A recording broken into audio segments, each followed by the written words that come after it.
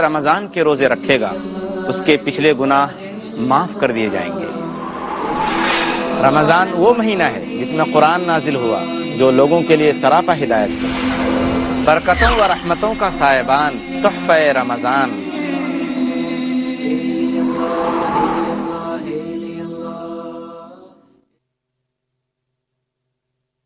الحمد للہ رب العالمین والصلاة والسلام علی خاتم الانبیاء والمرسلین محمد وآلہ وصحبہ اجمعین، اما بعد رب اشرح لی صدری ویسر لی امری واحلل عقدۃ من لسانی یفقہوا قولی۔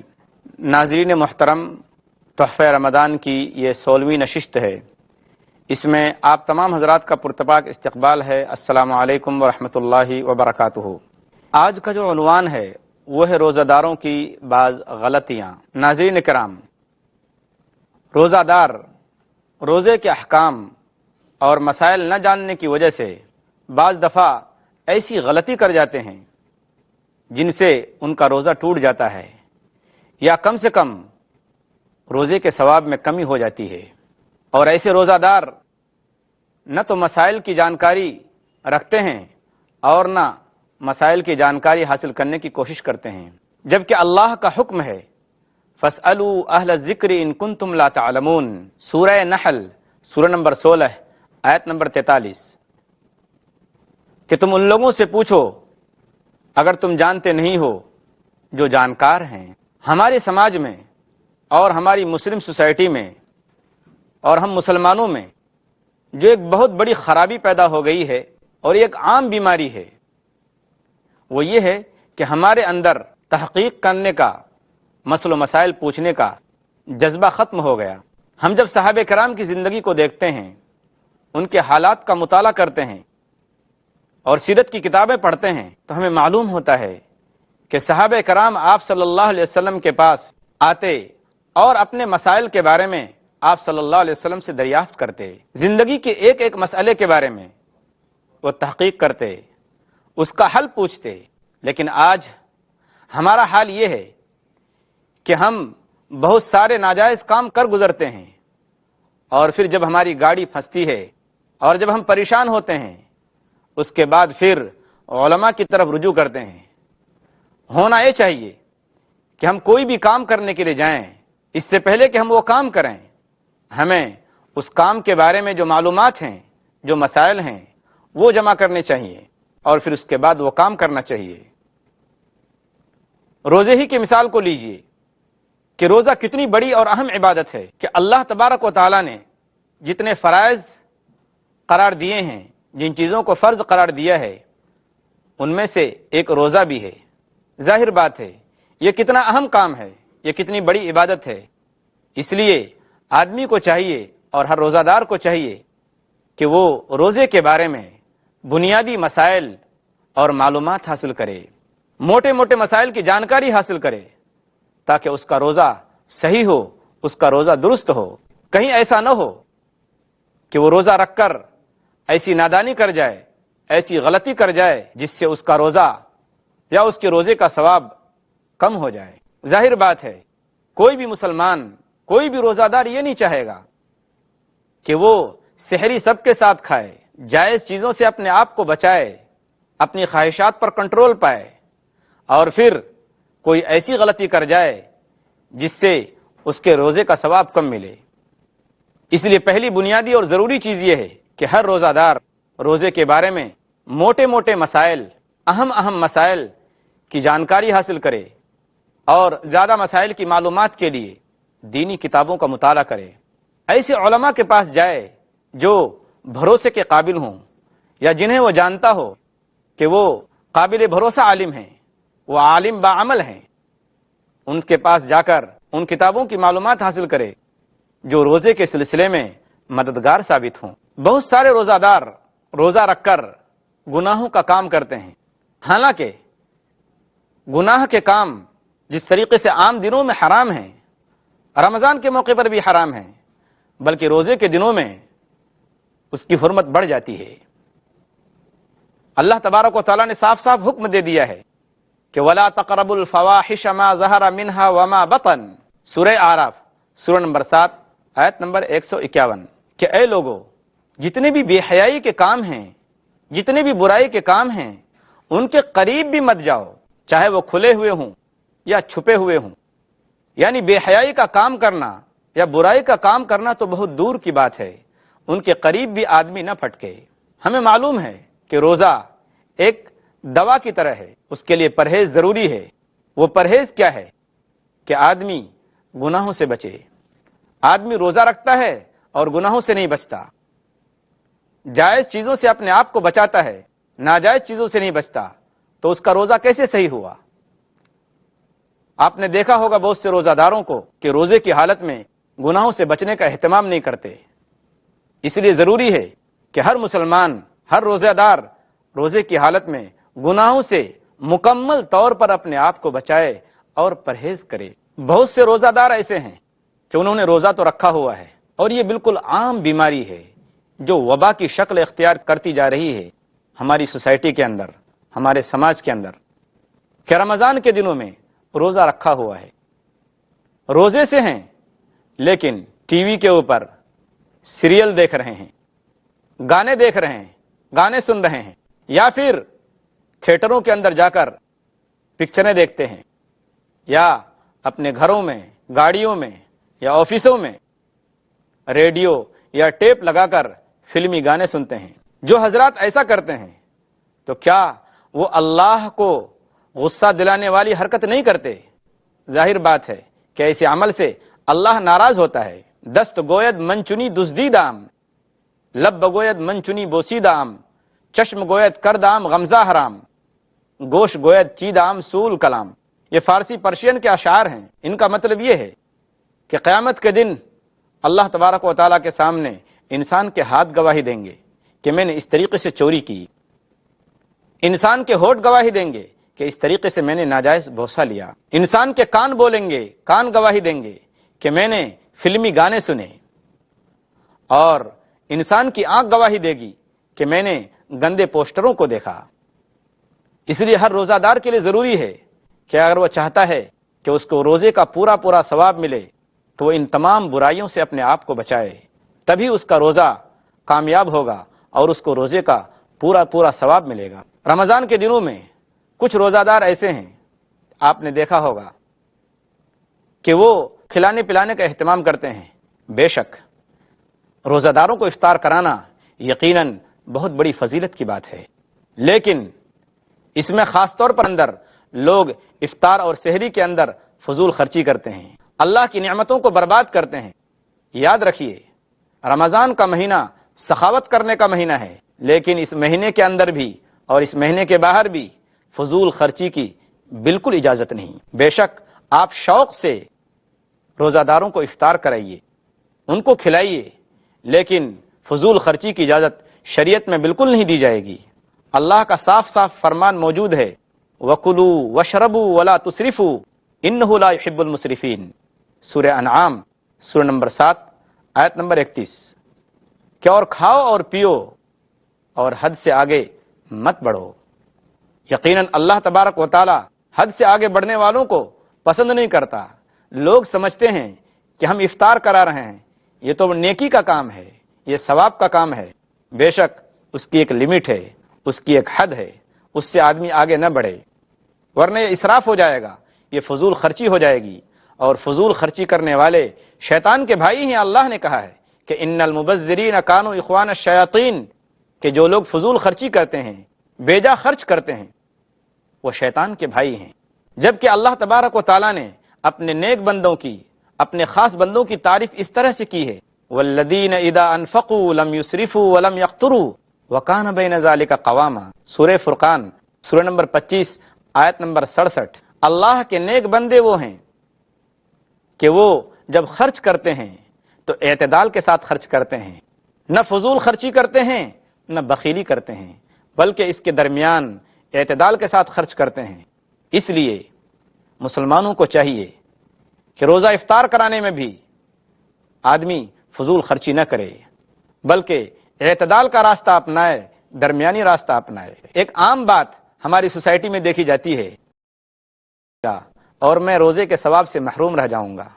بتائیے یہ کتنی بڑی بے دینی اور جہالت کی بات ہے کہ لوگوں کو دین کے بارے میں صحیح جانکاری اور معلومات نہیں ہے۔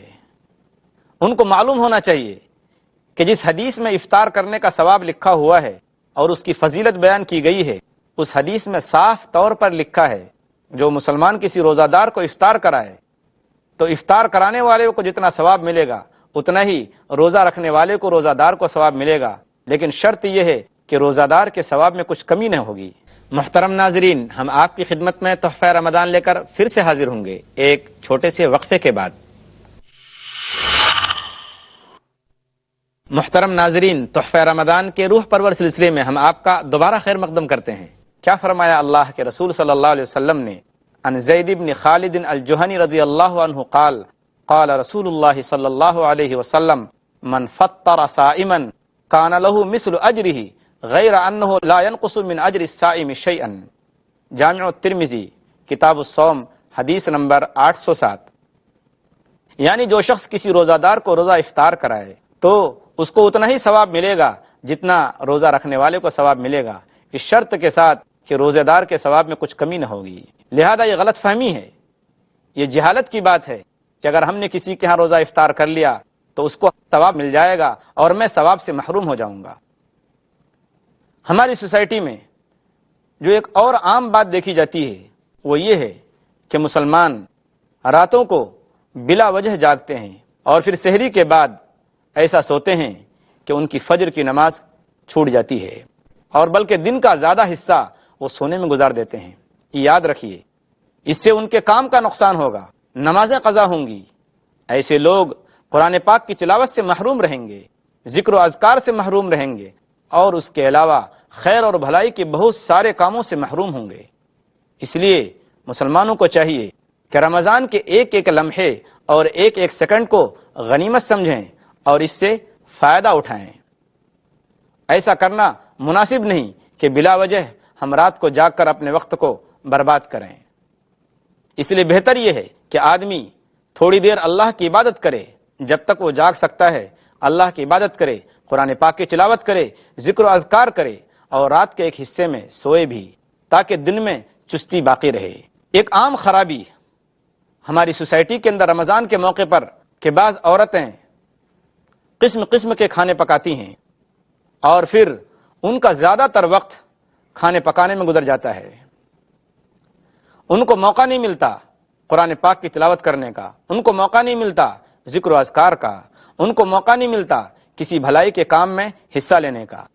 نتیجہ یہ ہوتا ہے کہ ہماری مائیں اور بہنیں رمضان کے مبارک دنوں میں اپنا زیادہ وقت کھانے پکانے میں لگا دیتی ہیں اور پھر ان کا وقت اسی میں ختم ہو جاتا ہے اور وہ ان تمام عبادتوں سے محروم ہو جاتی ہیں۔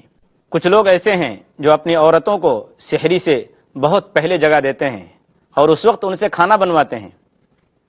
اس طریقے سے وہ عورتیں عبادات سے محروم ہو جاتی ہیں۔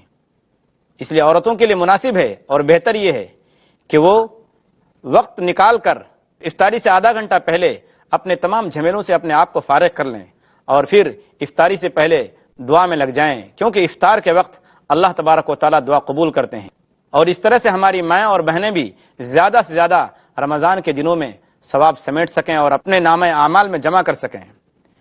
رمضان کے دنوں میں جو روزہ داروں کی کمیاں ہیں اور جو غلطیاں ہیں، ان میں سے ایک غلطی یہ بھی ہے کہ بعض لوگ صرف مالداروں کو اور عزت دار لوگوں کو افطار پر اور کھانے کی دعوت پر بلاتے ہیں، جبکہ اس مبارک مہینے کا تقاضا یہ ہے کہ غریبوں، محتاجوں، مسکینوں، ضرورت مندوں کی ضرورت کا خیال رکھا جائے اور مالداری کو معیار نہ بنا کر ایسے لوگوں کو دعوت دی جائے جو متقی اور پرہیزگار ہیں، جیسا کہ حدیث میں ہے کہ لا یاکل طعامک الا تقی، کہ تمہارا کھانا صرف پرہیزگاروں کو کھانا چاہیے، متقی لوگوں کو کھانا چاہیے۔ رمضان کی غلطیوں میں جو ایک غلطی ہے، حالانکہ اس کا دو رخ ہے، اس کو صحیح سمت میں بھی استعمال کیا جا سکتا ہے، لیکن عام طور پر ہمارے ہاں اس کا استعمال غلط سمت کی طرف ہوتا ہے۔ افطار پارٹی کا اہتمام کیا جاتا ہے اور اپنی دنیاوی مقصد کو حاصل کرنے کے لیے افطار پارٹی کا اہتمام کرتے ہیں۔ ظاہر بات ہے کہ شہرت اور نام و نمود سخت منع ہے، بلکہ یہ شرک ہے۔ عن شداد بن اوس قال سمعت رسول اللہ صلی اللہ علیہ وسلم یقول من صلى يرائي فقد اشرك ومن صام يرائي فقد اشرك ومن تصدق يرائي فقد اشرك۔ مسند احمد کی روایت ہے۔ شداد ابن اوس رضی اللہ تعالیٰ عنہ کہتے ہیں کہ میں نے اللہ کے رسول صلی اللہ علیہ وسلم کو فرماتے ہوئے سنا کہ جس شخص نے دکھاوے کے واسطے نماز پڑھی اس نے شرک کیا، جس نے دکھاوے کے واسطے روزہ رکھا اس نے شرک کیا، جس نے نام و نمود کے واسطے صدقہ و خیرات کیا اس نے شرک کیا۔ کیا ایسا نہیں ہو سکتا کہ اسی افطار پارٹی کو ہم دین کی تبلیغ اور دین کی دعوت کے لیے استعمال کریں؟ ہم افطار پارٹی میں جو بڑے لوگ ہیں، جو سربراہ لوگ ہیں، جن کی سماجی ایک حیثیت ہے، ہم ان کو بلائیں اور ان کے سامنے دین کی دعوت پیش کریں، رمضان کے مہینے کی عظمت ان کو بتائیں اور یہ بتائیں کہ اللہ تبارک و تعالیٰ نے قرآن پاک کو اسی مبارک مہینے میں اتارا ہے۔ رمضان کے فائدے ان کو بتائیں اور ان کے سامنے اسلام کا تعارف پیش کریں اور انہیں بتائیں کہ اسلام مکمل دین ہے، اسلام شانتی کا مذہب ہے، یہ دہشت گردی نہیں پھیلاتا، اور اگر ہو سکے تو گفٹ کے طور پر، ہدیے کے طور پر قرآن پاک آنے والوں کے سامنے ہدیے کے طور پر ان کو پیش کیا جائے۔ تو یہی چیز جو پہلے غلط تھی اور پھر صحیح سمت کی جانب موڑ دیا، تو ظاہر بات ہے اس کے بہت بہترین نتائج ہمارے سامنے آئیں گے اور ہم ایک بہت اہم فریضے کو اس کے ذریعے ادا کر سکیں گے، وہ ہے دعوت و تبلیغ کا فریضہ۔ اس لیے افطار پارٹی کی جائے، لیکن اس شرط کے ساتھ کہ ہم لوگوں کے سامنے دین کی دعوت پیش کریں اور اسلام کی دعوت اور اسلام کا تعارف لوگوں کے سامنے رکھیں اور انہیں بتائیں کہ اسلام حق مذہب ہے، اس کے علاوہ جتنے بھی مذاہب ہیں وہ سب باطل ہیں، اللہ تبارک و تعالیٰ نے اسلام مذہب کو حقانیت سے نوازا ہے۔ ناظرین محترم، روزہ دار کی غلطیوں میں سے ایک غلطی یہ بھی ہے کہ جو رمضان کے آخری عشرے کی جو طاق راتیں ہیں، یعنی 21، 23، 25، 27 اور 29، ان 5 راتوں میں مسلمان جاگتے ہیں۔ جاگ کر کیا کرتے ہیں؟ آپ کو تجربہ ہوگا، آپ نے دیکھا ہوگا کہ رات کو جگ کر صرف گپ شپ اور چائے پینے، ہوٹلوں میں بیٹھنے، بیڑی سگریٹ پینے اور تمباکو کھانے وغیرہ میں راتیں برباد ہو جاتی ہیں۔ مسلمان یہ سمجھتے ہیں کہ بس راتوں کو جگنا ہی عبادت ہے، پوری کی پوری رات ایسے ہی بیہودہ اور فالتو باتوں میں گزار دیتے ہیں، اور وہ یہ سمجھتے ہیں کہ جس نے ان راتوں کو جاگ لیا تو گویا اس کو شب قدر کی فضیلت حاصل ہو گئی۔ حالانکہ یاد رکھنا چاہیے ایسے لوگوں کے بارے میں اللہ کے رسول صلی اللہ علیہ وسلم کی کیا ہدایت ہے۔ آپ صلی اللہ علیہ وسلم نے فرمایا، عن ابی ہریرہ رضی اللہ عنہ قال قال رسول اللہ صلی اللہ علیہ وسلم رب صائم لیس له من صیامہ الا الجوع ورب قائم لیس له من قیامہ الا السحر۔ سنن ابن ماجہ حدیث نمبر 1690۔ آپ صلی اللہ علیہ وسلم نے فرمایا کہ بہت سے روزہ دار ایسے ہیں جنہیں روزہ رکھنے سے بھوکا پیاسا رہنے کے علاوہ کچھ بھی نہیں ملتا، اور بہت سے راتوں کو جگنے والے ایسے ہیں کہ جنہیں راتوں کو جگنے کے علاوہ ان کے ہاتھ میں کچھ بھی نہیں آتا۔ یہ ایسے ہی روزہ داروں کے بارے میں ہے جو صرف رات کو جگ کر شب قدر کی فضیلت حاصل کرنا چاہتے ہیں۔ ان کو معلوم ہونا چاہیے کہ شب قدر کی فضیلت رات کو جگنے کی وجہ سے حاصل نہیں ہوگی، بلکہ رات کو اللہ کی عبادت اور ذکر و اذکار کرنے سے حاصل ہوگی۔ اللہ کے رسول صلی اللہ علیہ وسلم نے فرمایا کہ من صام رمضان ایمانا واحتسابا غفر له ما تقدم من ذنبه ومن قام ليلة القدر ایمانا واحتسابا غفر له ما تقدم من ذنبه۔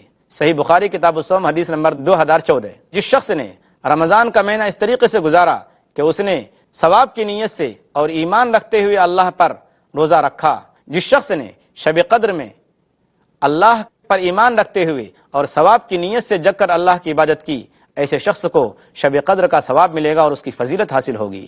اس لیے بچنا چاہیے بیہودہ اور فالتو باتوں سے، جتنا بھی ہو سکے آدمی جگ کر اللہ کی عبادت کرے۔ ایک اور عام بیماری اور ایک عام غلطی جو رمضان کے دنوں میں دیکھنے میں آتی ہے وہ یہ ہے کہ کچھ لوگ سفر کی چھوٹ کا فائدہ اٹھانے کے لیے رمضان کے مبارک مہینے میں سیر و تفریح کا پروگرام بناتے ہیں، اور پھر کچھ لوگ جھوٹی بیماری کا بہانہ بنا کر روزہ نہیں رکھتے۔ کوئی عذر ایسا نہیں ہوتا جس کی وجہ سے ان کو کوئی تکلیف ہو، اس کے باوجود وہ روزے کی بعد میں قضا بھی نہیں کرتے۔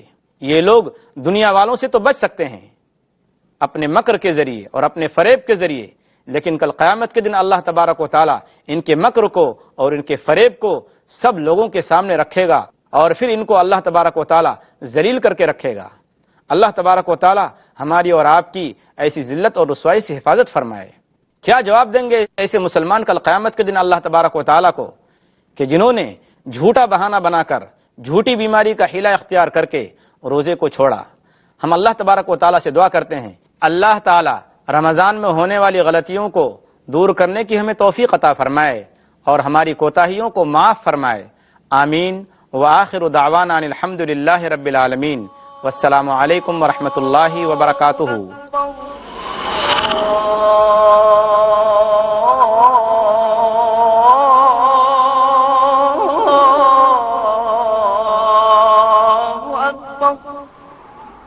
أشهد أن لا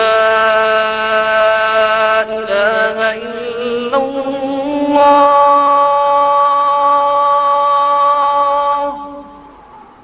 أشهد أن لا